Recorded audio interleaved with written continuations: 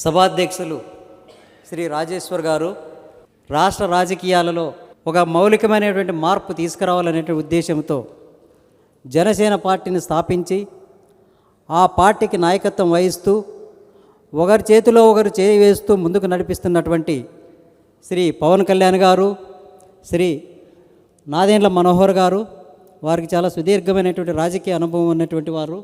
అలాగే ఆనాటి ఆంధ్రప్రదేశ్ రాష్ట్ర శాసనసభ మాజీ స్పీకర్ కూడా. అట్లాగే వేదిక పైన ఉన్నటువంటి మాజీ సీనియర్ ఐఏఎస్ అధికారి డాక్టర్ చెల్లప్ప గారు, లక్ష్మణ్ రెడ్డి గారు, తర్వాత మీ గుండె నిండా మీ మనసు నిండా 73వ రాజ్యాంగము ఈ దేశ గ్రామీణ ప్రాంతాలలో పంచాయతీరాజ్ సంస్థలలో నిండుగా 100% వర్ధిల్లాలంటానని ఇంతవరకు మీరు చెప్పినటువంటి సర్పంచులు ఎంతో ఎనర్జీతో ఉన్నటువంటి సర్పంచుల ముందు నిలబడి మాట్లాడే అవకాశం కల్పించినటువంటి ఈ జనసేన పార్టీ ఏర్పాటు చేసినటువంటి ఆర్గనైజర్స్కు నా ధన్యవాదాలు తెలియజేసుకుంటూ, ఈ వర్క్షాప్లో మాట్లాడమంటానని ఫోన్ కాల్ రాగానే వరప్రసాద్ గారి దగ్గర నుంచి నేను వెంటనే అందుకు ఒప్పుకున్నాను. అందుకు వచ్చేసి ఒక బలమైన కారణం ఉంది. ఆ బలమైన కారణం ఏంటనేటువంటిది చెప్పడానికి ముందు ఈ పంచాయతీరాజ్ సంస్థలకు నాకు ఉన్నటువంటి సంబంధం ఏంటి, ఆ తర్వాత ఆ కారణం ఏంటి, ఆ తర్వాత 3 అంశాలు. ఒకటి 73, 74వ రాజ్యాంగ సవరణ అనేటువంటిది ఏం చెప్తా ఉంది, తర్వాత ఈ విలేజ్ సెక్రటేరియట్ సిస్టమ్ అనేటువంటిది, ward system, village secretariat system అనేటువంటిది నిజంగా ఈ రాష్ట్రంలో 73, 74వ రాజ్యాంగ స్ఫూర్తితో పనిచేస్తూ ఉందా, లేక 73వ రాజ్యాంగ సవరణకు వ్యతిరేకంగా, రాజ్యాంగానికి వ్యతిరేకంగా పనిచేస్తున్నటువంటి సంస్థగా ఉందా ఈ రాష్ట్రంలో అనేటువంటి 2వ అంశము. తర్వాత 3వ అంశము, మీరు ఈరోజు వచ్చి చాలా విషయాలు వచ్చేసి ముందుకు తీసుకొచ్చారు. ఆ విషయాలన్నింటినీ రాబోయే ఎన్నికలలో ఏదో ఒక రాజకీయ పార్టీ ఒక ఎలక్షన్ మేనిఫెస్టోలో అత్యంత కీలకమైనటువంటి అంశంగా చేర్పించేందుకు ఏమేమి అవకాశాలు ఉన్నాయనేటువంటి విషయాన్ని కూడా ఈ 3 అంశాల గురించి నేను ఈ వేదికపై నుండి మాట్లాడాలనుకుంటున్నాను. మాది కర్నూలు జిల్లా ఎమ్మెనూరు మండలం పెసిల్దిన్న గ్రామం. మా నాన్న 1980 దశకంలో అంటే 73వ రాజ్యాంగ సవరణ జరగకముందే గ్రామానికి సర్పంచ్. అయితే సర్పంచ్ అన్నటువంటి విషయము మా నాన్నకు తెలియదు, మా ఊర్లో ఉన్నటువంటి జనానికి తెలియదు. ఊరికి సర్పంచ్ ఎవరు అంటే ఆ రెడ్డి పేరు చెప్పేవాళ్ళు. నేను ఒకరోజు స్కూల్లో చేరడానికి వచ్చేసి ఆ నేటివిటీ సర్టిఫికేట్, క్యాస్ట్ సర్టిఫికేట్ పైన సంతకం అవసరం వస్తే నేను సంతకం పెట్టించుకోవాలంటే మా నాన్న అడిగినప్పుడు, మా నాన్న పేరు రామయ్య గౌడ్ అయితే రామయ్య గౌడ్ సర్పంచ్ అంటే ఎవరు చెప్పేవాళ్ళు కాదు. మా నాన్న స్వయాన వచ్చేసి ఏం చెప్పాడంటే, ఆ రెడ్డి దగ్గరికి వెళ్ళి రెడ్డి సంతకం పెడతాడు అంటానన్నాడు. ఆ రెడ్డి దగ్గరికి వెళ్ళా. అతను వచ్చేసి ఆనాడు వచ్చేసి రెవెన్యూ మున్సబ్. అతని దగ్గరికి వెళ్తే అతను ఏమన్నా అంటే, అరే సర్పంచ్ నేను కాదు, మీ నాన్నే మీ ఊరికి సర్పంచ్ అంటని చెప్పాడు. ఐ వాజ్ వండర్, అసలు మా నాన్న ఏంటి ఈ ఊరికి సర్పంచ్ ఏంటంటే. I was a very small boy, 1980 school going boy. అప్పుడు అది మొదటిదైతే 73వ రాజ్యాంగ సవరణ జరిగిన తర్వాత మా మామ కూడా మరో గ్రామాన్ని పంచాయతీకి గ్రామ సర్పంచ్. ఆ తర్వాత నేను ఈ society for elimination of rural poverty, ఈరోజు రాష్ట్రంలో స్వయం సహాయక బృందాలు ఏవైతే ఉన్నాయో ఆ ప్రపంచ బ్యాంక్ ఇచ్చినటువంటి ఆర్థిక నిధులతో డిజైన్ చేసినటువంటి ప్రాజెక్ట్ని డిజైన్ చేసినటువంటి వాళ్ళలో నేను ఒకరిని. ఆ తర్వాత జాతీయ గ్రామీణాభివృద్ధి పంచాయతీరాజ్ సంస్థ హైదరాబాద్లో ఉంది, కేంద్ర ప్రభుత్వ సంస్థది. 73వ రాజ్యాంగ సవరణకు బీజం వేసినటువంటి సంస్థ. ఆ సంస్థలో ప్రొఫెసర్ శివయ్య అనేటువంటి ఒక వ్యక్తి ఉండేవాడు. శివయ్య అనేటువంటి వ్యక్తి మహబూబ్నగర్లో ఒక గీతా కార్మికుడు కొడుకు. అతను ప్రొఫెసర్ ఎన్ఐఆర్డీలో. అతను ఆనాడు దేశ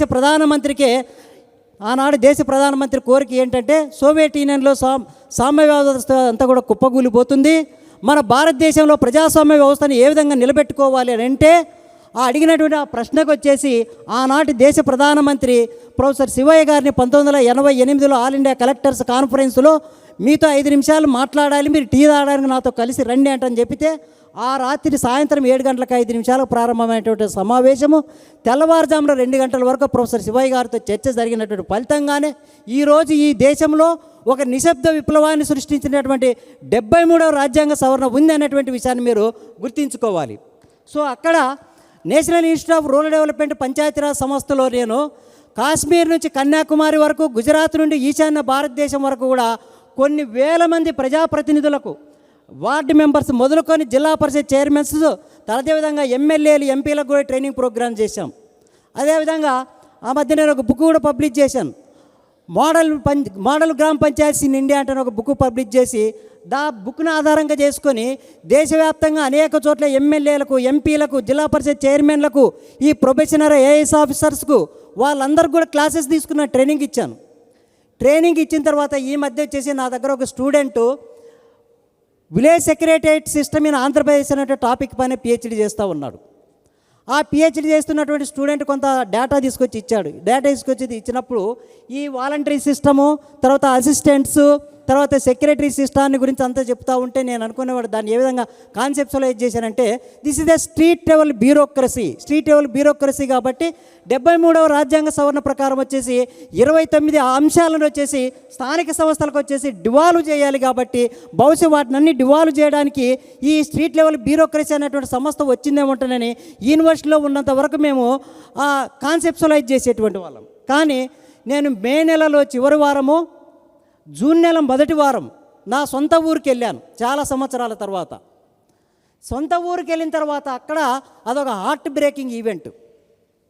నేను ఎక్కడైతే ఏ దారిలో అయితే చిన్ననాడు ఆటలు ఆడుకునేవాడిని 1970-80 దశకంలో గ్రామీణ ప్రాంతాల్లో పిల్లలందరూ కలిసి ఏమేమి ఆటలు అయితే ఆడుకునేవాళ్ళో ఆ ఆటలు ఆడుకునేటువంటి దారిలో, మా ఇంటికి వెళ్ళేటువంటి దారిలో ఈరోజు ఇంత వ్యాప్తంగా, భారతదేశ వ్యాప్తంగా ఇంతమంది ప్రజాప్రతినిధులకు గ్రామ పంచాయతీ వ్యవస్థ పైన ట్రైనింగ్ ఇచ్చి, దేశ విదేశాల్లో కూడా ట్రైనింగ్ ఇచ్చి, నోబెల్ పీస్ సెంటర్ పక్కలో ఉన్నటువంటి రాయల్ నార్వీజియన్ సంస్థలు కూడా ఆనాడు కూడా ఒక ఉపన్యాసం ఇచ్చి, ఆ రోజు వచ్చేసి ప్రస్తుతం రాజస్థాన్ శాసనసభ స్పీకర్గా ఉన్నటువంటి ప్రొఫెసర్ సిపి జోషి కేంద్రంలో పంచాయతీరాజ్ గ్రామీణాభివృద్ధి శాఖ మంత్రిగా ఉంటే, నార్వే దేశానికి ఒక డెలిగేషన్ లీడ్ చేస్తే ఆ డెలిగేషన్లో నేను మెంబర్గా ఉండి నోబెల్ పీస్ సెంటర్ పక్కల భారతదేశంలో పంచాయతీరాజ్ వ్యవస్థ పైన ఉపన్యాసం ఇచ్చినటువంటి వాడిని నా గ్రామానికి వెళితే, నా గ్రామంలో నా ఇంటికి వెళ్ళడానికి దారి లేకుండా ఇది విలేజ్ సెక్రటరియట్ వ్యవస్థ వచ్చిన తర్వాత చేశారు. అది నేను అక్కడికి వెళ్ళిన తర్వాత ఫోటోలు కూడా తీశాను. నేను ఏనాడు కూడా అది మే నెల, జూన్ నెల మొదటి వారంలో వర్షాలు కూడా లేవు, ఇంత పెద్ద వర్షాలు కూడా లేవు, విపరీతమైన ఎండలు, పంటలన్నీ ఎండిపోయినటువంటి సందర్భంలో ఊరికి వెళ్తే నేను వెళ్ళే దారిలో మొత్తం బురద రొచ్చు అయిపోయింది. ఆ రొచ్చు అయిపోయిన తర్వాత నేనేంటి అసలు 20 ఏళ్ళుగా నేను చేస్తున్నటువంటి పని, there is something wrong with my activity. నేనేమో చాలా సెంట్రల్ యూనివర్సిటీలో ప్రొఫెసర్ని, ఇంత దేశాలు తిరిగి వచ్చాను, రాష్ట్రమంతా తిరిగి వచ్చాను.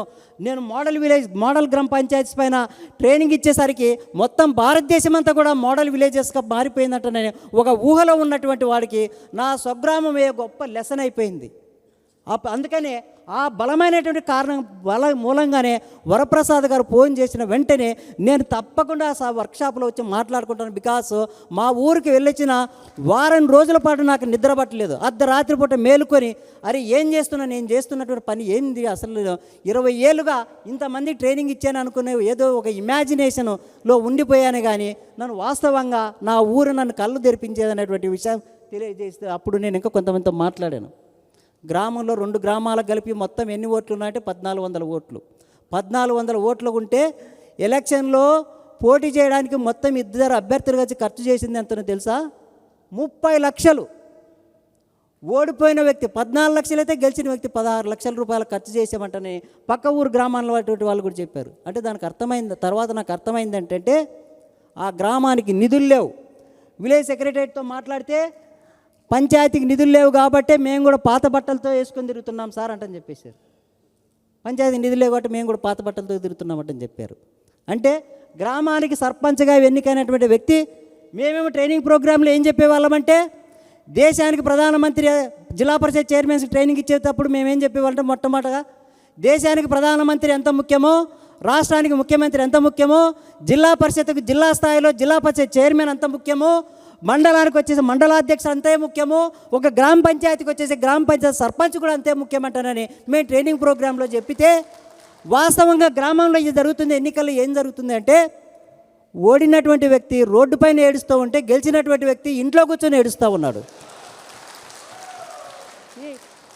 మీకు ఇవాళ అన్ని లక్షలు ఖర్చు పెట్టి నువ్వు చెప్పు, నువ్వు ఏకగ్రీవంగా ఎన్నికవా పోటీ చేసి ఎన్నికవా? ఏకగ్రీవంగా ఎన్నికైనటువంటి వాళ్ళు ఎవరైనా ఉన్నారు ఇందులో? ఎవరు లేరు కదా. అంటే ఎందుకని ఈ ప్రశ్న అడుగుతున్నా అంటే, ఏకగ్రీవంగా ఎన్నికైనటువంటి గ్రామ పంచాయతీలకు అవార్డు ఇస్తామంటని చెప్పారు. కొన్ని లక్షల బహుమతి ఇచ్చారా? ఓకే ఓకే, నిధులు మాత్రం okay, right okay. So so అది వాస్తవంగా జరుగుతుంది. ఇంకా 73వ రాజ్యాంగ సవరణ ఏం చెప్తా ఉంది? ఇంతకుముందే గ్రామ సభను గురించి చెప్పారు. గ్రామ సభ అనేటువంటిది ఎందుకు జరగాలి అంటే, ఒక గ్రామంలో సామాజిక అభివృద్ధి కొరకు, ఆర్థిక అభివృద్ధి కొరకు ప్రణాళికలు తయారు చేయడానికి, 5 సంవత్సరాల పాటు ప్రణాళికలు తయారు చేయడానికి మనోహర్ గారు ప్రారంభంలోనే చెప్పారు. వారు కేరళ రాష్ట్రానికి విజిట్ చేసామంటని చెప్పి. కేరళ రాష్ట్రం అనేటువంటి ఒక సైంటిఫిక్ నోషన్ ఆఫ్ గ్రామ పంచాయతీ సిస్టమ్ అనేటువంటిది. వెస్ట్ బెంగాల్లో ఒక సైంటిఫిక్ నోషన్ ఆఫ్ గ్రామ పంచాయతీ సిస్టమ్ అనేటువంటిది ఉంది. ఒకసారి నేను అక్కడ కిలా అనేటువంటి ఒక సంస్థ ఉంది, Kerala institute of local administration. అక్కడ జిల్లా పరిషత్ చైర్పర్సన్స్కి ట్రైనింగ్ చేస్తూ ఉంటే ఒడిశా రాష్ట్రం నుంచే కొంతమంది జిల్లా పరిషత్ చైర్మన్లు వచ్చారు. ఈ కలహండి డిస్టిక్ నుంచి వాళ్ళంతా కూడా వచ్చారు. ఒక జిల్లా పరిషత్ చైర్మన్ వచ్చేసి ఆ గ్రామ పంచాయతీ చూసిన వెంటనే ఏమన్నా అంటే, సార్ నేను బీపీ పేషెంట్ని, షుగర్ పేషెంట్ని, కేరళలో గ్రామ పంచాయతీని చూసేసరికి నా బీపీ, నా షుగర్ చాలా నార్మల్ స్థాయికి వచ్చేసింది సార్, ఇంత బ్రహ్మాండంగా పనిచేస్తుంది ఇక్కడ అంటున్నారు. ఎందుకు కానీ జరిగిందంటే 1990 దశకంలో కేరళ రాష్ట్రంలో పీపుల్స్ ప్లాన్ క్యాంపెయిన్ మూమెంట్ అనేటువంటిది జరిగింది. అక్కడ పీపుల్స్ ప్లాన్ క్యాంపెయిన్ మూమెంట్, ప్రజా ప్రణాళికల ఉద్యమం, జన నియోజన్ ఆందోళన్, ప్రజా ప్రణాళికల ఉద్యమం అనేటువంటిది జరిగింది. ఆనాడు థామస్ ఐజక్ అంటని ఒకప్పుడు ఆ రాష్ట్రానికి తర్వాత ఆర్థిక మంత్రి అయ్యారు, ఇప్పుడు ఎమ్మెల్యేగా కూడా ఉంటున్నటువంటి వ్యక్తి ఆ నాయకత్వాన జరిగినటువంటి ఉద్యమం. అంటే స్థానికంగా ప్రజలందరూ కూర్చొని ఒక గ్రామంలో, ఒక వార్డులో 5 సంవత్సరాలకు కావాల్సినటువంటి ప్రణాళికలు ఏ విధంగా తయారు చేయాలో వాళ్ళు ప్రాక్టికల్గా, ఇస్రో సైంటిస్టులు అందరూ పాల్గొన్నారు, సాహిత్యవేత్తలు పాల్గొన్నారు, సినిమా యాక్టర్ల ఉద్యమంలో పాల్గొన్నారు, మేధావులు పాల్గొన్నారు, ఆర్థికవేత్తలు పాల్గొన్నారు. తర్వాత వచ్చేసి యూనివర్సిటీల నుంచి, కాలేజీల నుంచి విద్యార్థులందరూ కూడా అందులో పోయి కేరళ శాస్త్ర సాహిత్య పరిస్థితి అనేటువంటి సంస్థ దాన్ని నడిపించి ఆనాడు జన నియోజన ఆందోళన అనేటువంటి జరిగింది. అందులో 74వ రాజ్యాంగంలో ఉన్నటువంటి ఏంటంటే ప్రజల ప్రణాళికలు, planning for the socio economic development అనేటువంటిది, ప్రణాళికలు అనేటువంటిది గ్రామ సభ స్థాయిలో జరగాలి. గ్రామ సభ అనేటువంటిది ఇంతకుముందు వారు చెప్పారు.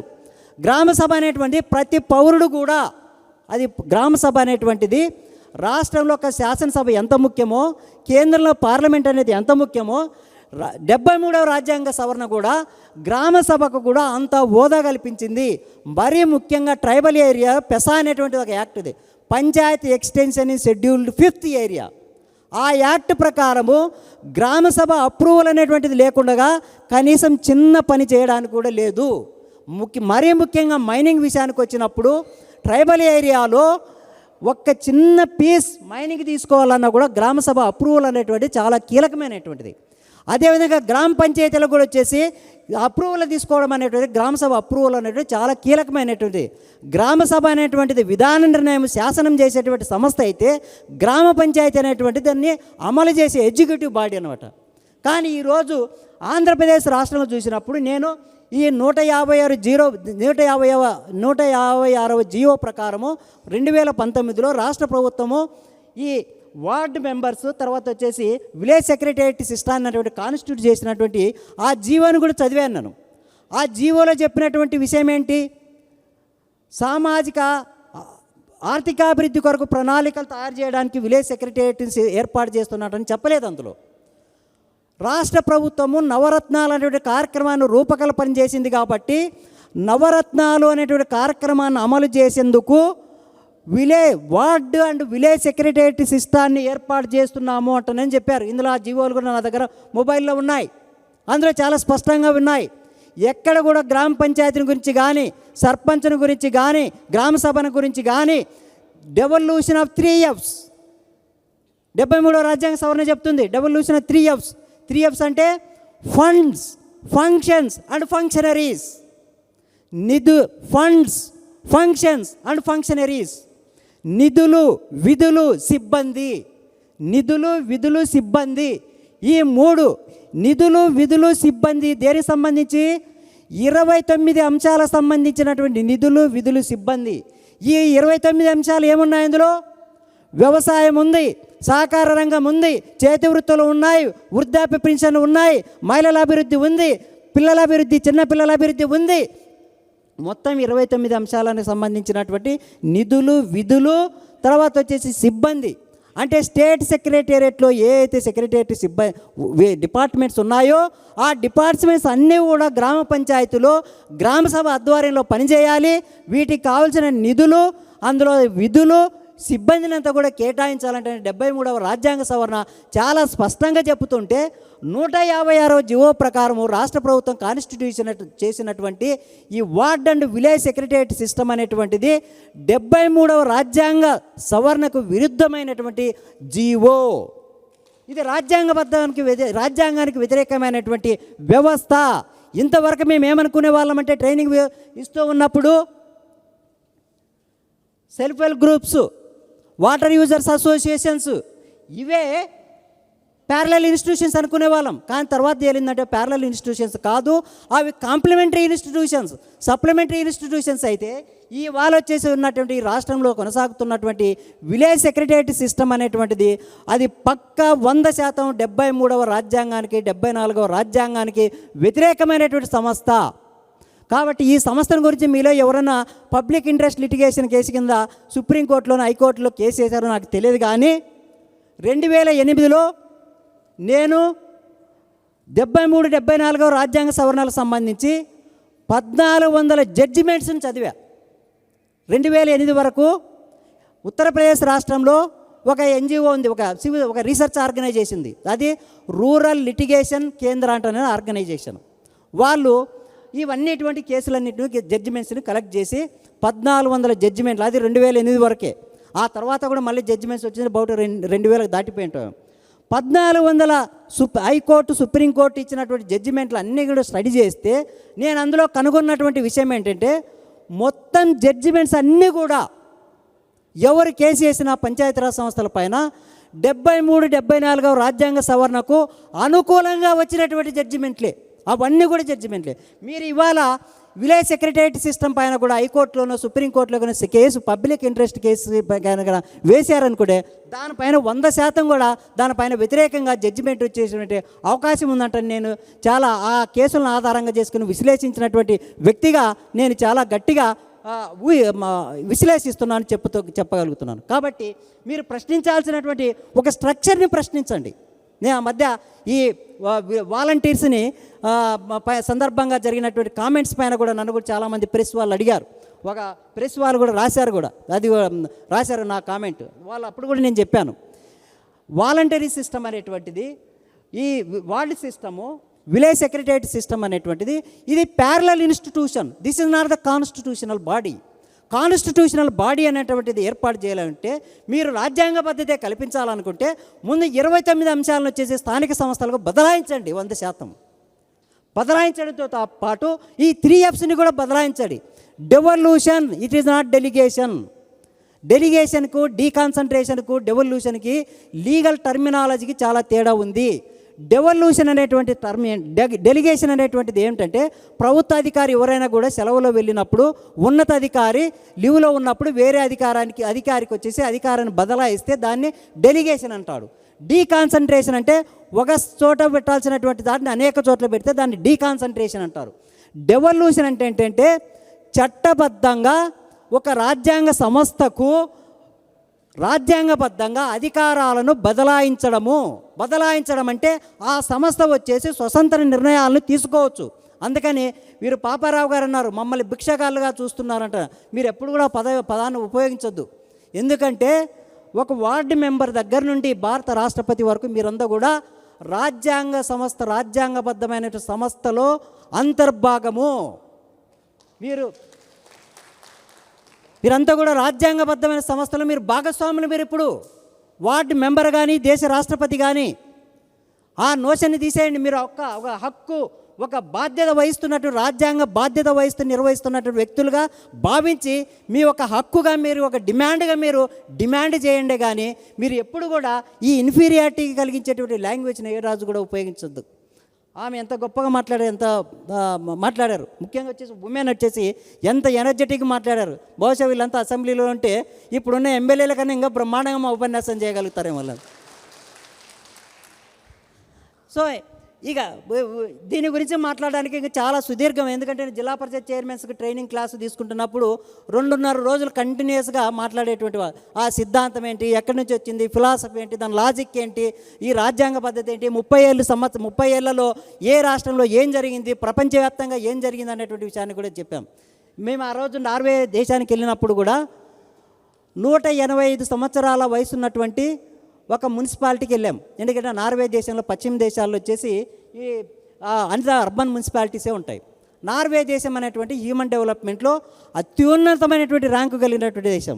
అమెరికా, నార్వే దేశం వచ్చేసి ఫస్ట్ అండ్ సెకండ్ ర్యాంకు పోటీపడేటువంటి దేశంలో 185 సంవత్సరాలు ఉన్నటువంటి ఒక మున్సిపాలిటీకి వెళితే తొలిసారిగా ఒక మహిళ ఆ సంస్థకు వచ్చేసి మేయర్ అయింది.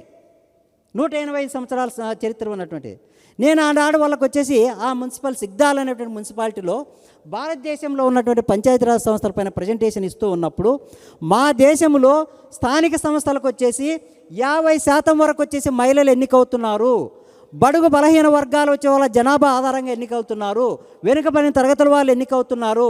అప్పుడు ఎన్టీ రామారావు వచ్చేసి 34% రిజర్వేషన్స్ ఇస్తే దాని తర్వాత వచ్చేసి 24.5% తగ్గించేశారు. అది కూడా చాలా కీలకమైనటువంటి డిమాండ్.